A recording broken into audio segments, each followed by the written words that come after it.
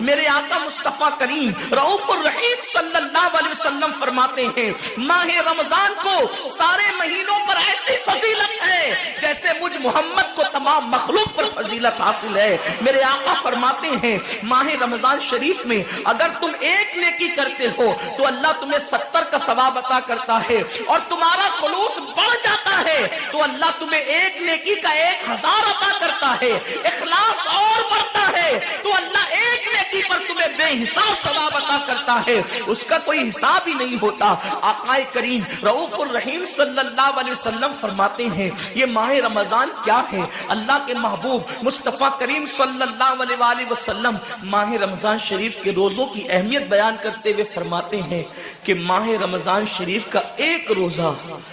اگر کوئی چھوڑ دے اور پھر ساری زندگی اس کے بدلے میں روزہ رکھے تو ساری زندگی کے روزے اس ایک ماہ رمضان کے روزے کے برابر نہیں ہو سکتے۔ یہ ماہ رمضان شریف کے روزے کو فضیلت حاصل ہے، اور اللہ کے حبیب صلی اللہ علیہ وسلم فرماتے ہیں جو ماہ رمضان شریف میں عبادت کر کے اپنی بخشش نہیں کروا سکتا، اپنی مغفرت نہیں کروا سکتا، پھر اس کو کبھی موقع نہیں ملتا کہ وہ اپنی مغفرت کا سامان کرے۔ آقا کریم صلی اللہ علیہ وآلہ وسلم فرماتے ہیں کہ سال بھر تک ماہ رمضان شریف کے لیے جنت کو آراستہ کیا جاتا ہے، جنت کو سجایا جاتا ہے، جنت کو سنوارا جاتا ہے، اور آقا کریم صلی اللہ علیہ وسلم فرماتے ہیں بڑی بڑی آنکھ والی حوریں اللہ کی بارگاہ میں عرض کرتی ہے میرے کریم ہمیں ان کی دلہن بنانا جو ماہ رمضان شریف میں تیری عبادت کرتے ہیں، ہمیں ان کے نکاح میں دینا جو ماہ رمضان شریف کی راتوں کو جگ کر کے تجھے منانے کی کوشش کرتے ہیں۔ آقا کریم صلی اللہ علیہ وسلم فرماتے ہیں اگر کوئی بندہ ماہ رمضان میں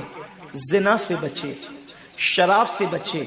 جھوٹ سے بچے، کسی کو تہمت لگانے سے بچے، اور ماہ رمضان شریف کا احترام کرتے ہوئے گناہوں سے بچے تو اللہ تبارک و تعالی ہر رات کے بدلے، رمضان شریف کی ہر رات کے بدلے 100 حوروں کے ساتھ اس کا نکاح فرمائے گا۔ یعنی 30 راتیں ہیں تو 100 حوروں کے ساتھ اس کا نکاح ہوگا۔ اور آقا کریم صلی اللہ علیہ وسلم فرماتے ہیں ماہ رمضان شریف کا احترام جو کرے اور احترام ماہ رمضان میں جو لغویات اور خرافات کو ترک کر دے، جو گناہوں کو چھوڑ دے،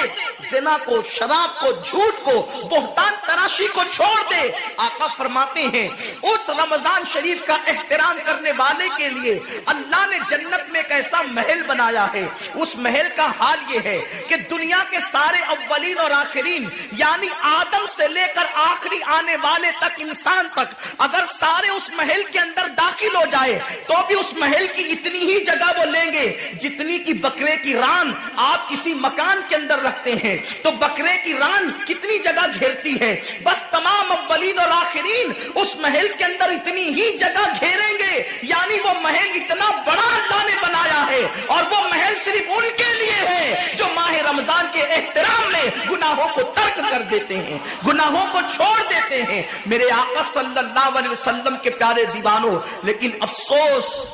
ہم اور دنوں کی طرح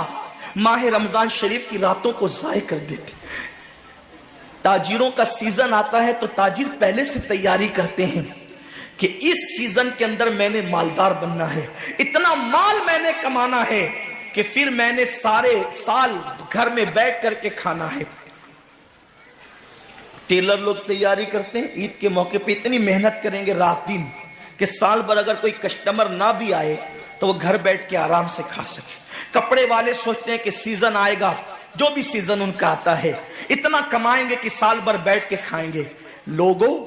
جیسے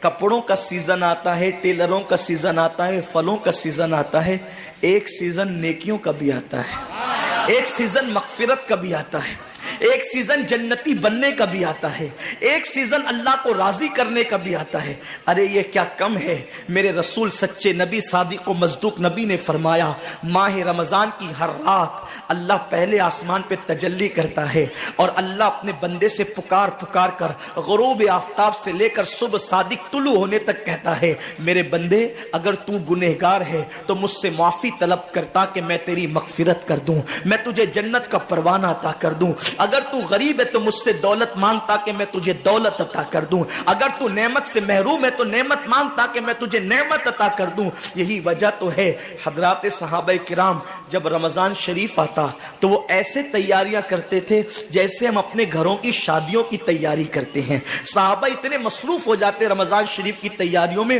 اور کیسی تیاری کرتے، ہم بھی رمضان شریف کی تیاری کرتے ہیں۔ ہماری تیاری کیا ہے؟ سحری میں تری کے مسالے کو چاہیے، سحری کے اندر یہ چاہیے، سحری میں وہ چاہیے، افطار میں یہ چاہیے، افطار میں وہ چاہیے۔ مجھے اس سے کوئی جو ہے وہ شکوہ نہیں، میرے آقا نے اس سے منع نہیں کیا۔ حضور فرماتے ہیں کہ رمضان شریف میں گھر والوں کا دسترخوان وسیع کر دیا کرو، گھر والوں پہ زیادہ خرچ کیا کرو، اس لیے کہ جو گھر والوں پہ رمضان شریف میں خرچ کرتا ہے اللہ اس کو اپنی راہ میں خرچ کرنے کا ثواب عطا کرتا ہے۔ اور فاروق اعظم فرماتے ہیں جو رمضان شریف میں کشادگی کرے گھر والوں پر اللہ اسے جہاد میں خرچ کرنے کا ثواب عطا کرتا ہے۔ مجھے اس سے کوئی شکوہ نہیں، لیکن صحابہ کی تیاری کیا ہوتی تھی؟ جب رمضان شریف آتا صحابہ اپنے بستر کو باندھ دیا کرتے تھے۔ رمضان شریف آتا تو صحابہ بستر کو باندھ دیتے تھے۔ کیوں باندھ دیتے تھے بستر کو؟ اس لیے کہ اب سونا نہیں ہے، سونے کی راتیں 11 مہینے کی راتیں ہیں،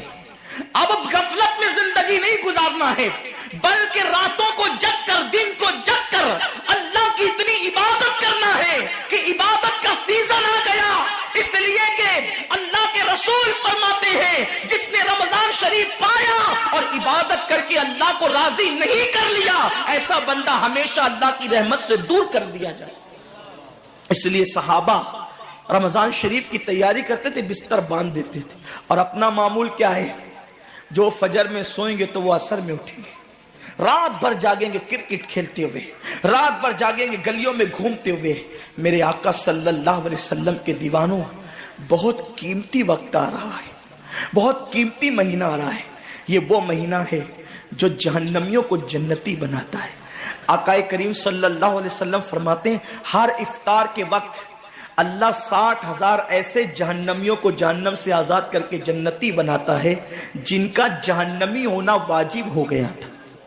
اور ایک مقام پہ فرماتے 5 لاکھ جہنمیوں کو ہر افطار کے وقت جہنم سے آزاد کیا جاتا ہے۔ اور اسی پہ بس نہیں، حضور فرماتے ہیں جب شب جمعہ آتی ہے ماہ رمضان کی، جمعرات کا سورج غروب ہوتا ہے، تو جمعہ کا سورج غروب ہونے سے پہلے پہلے تک ہر سیکنڈ میں 5 لاکھ جہنمیوں کو جہنم سے آزاد کیا جاتا ہے۔ اور جب جمعہ کا آخری وقت آتا ہے، آخری ساعت آتی ہے، میرے کریم آقا فرماتے ہیں جمعرات کا سورج غروب ہونے سے لے کر جمعہ کا سورج غروب ہونے تک ہر لمحے میں جو 5 لاکھ کو آزاد کیا گیا تھا، اب آخری سیکنڈ میں جو غروب کا وقت ہوتا ہے جتنے آزاد کیے گئے تھے اتنوں کی تعداد کے برابر اس آخری ساعت کے اندر اللہ اپنے جہنمی بندوں کو جہنم سے آزاد کر دیتا ہے۔ کتنا قیمتی وقت ہوتا ہے، افطار کا وقت کتنا قیمتی ہے، سحری کا وقت کتنا قیمتی ہے، لیکن اس وقت بھی ہم کہاں لگے ہوتے۔ اب تو لوگوں نے ٹی وی چینلوں پر پروگرامات شروع کر دیے، دینی پروگرامات۔ مجھے دینی پروگرامات اگر ٹی وی پہ نشر ہوتے ہیں تو اس سے کوئی اختلاف نہیں ہے، لیکن آپ سے یہ عرض کرنا چاہتا ہوں کہ دین سیکھنے کا بھی کوئی وقت ہوتا ہے۔ اگر آپ سحری کے قیمتی لمحات میں ٹی وی کا منہ پکڑ کر بیٹھے ہیں تو آپ دعا کب کریں گے؟ افطار کے وقت آپ واٹس ایپ پر لگے ہیں تو اللہ سے مانگیں گے کب؟ ساری زندگی سسکیاں لے رہے ہو،